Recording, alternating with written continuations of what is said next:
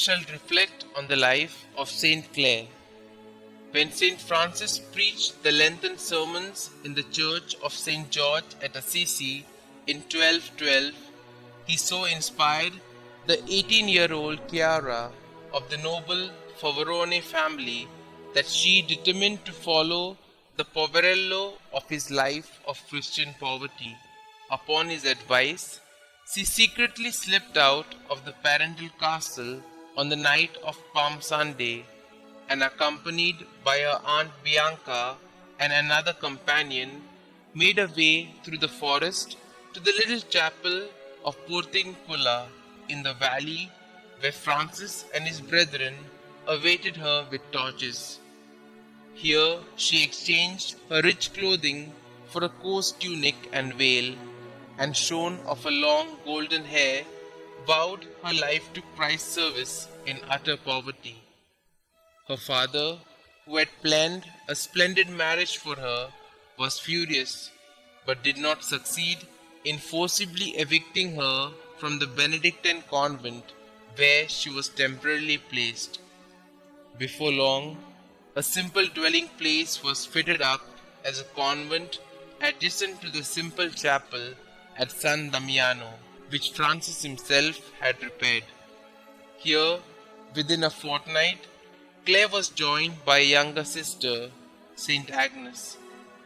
The young order of poor Clares began to grow rapidly during the next few years. Foundations were established in many countries of Europe during her 40 years tenure of office, mainly for the care and education of poor girls.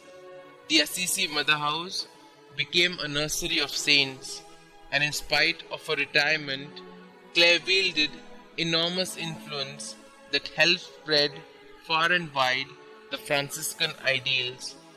She also became the confidant of two popes, cardinals and bishops, besides numerous others who came to consult her.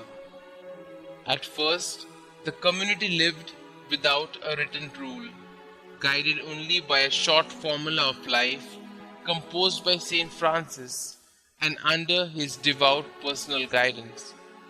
But Cardinal Ugolini, the new order's protector, drew up a rule in 1219 based on the Benedictine one and forbidding communal poverty, which he tried unsuccessfully for 9 years to have Clare accept. But her firm insistence on St. Francis' ideals of absolute poverty and total dependence on alms finally won from him his famous Privilegium Pauperitatis, the first of its kind ever to be issued, and from Pope Innocent IV, 2 days before her death, the solemn confirmation of the definitive rule. In fact, Innocent even personally visited the dying saint who had been tried by sickness and infirmities for many years. 3 of St. Francis' early companions read out the Passion according to St. John, just as they had done 27 years before at the Poverello's death in Portincula, where the little flower of St. Francis, the living impersonation of Lady Poverty, passed peacefully to a reward at the age of 59 on the 12th of August 1253. Clare's funeral was attended by the Pope and his entire court, and 2 years later, the Holy Foundress was solemnly canonized by Pope Alexander IV on the 15th of August 1255.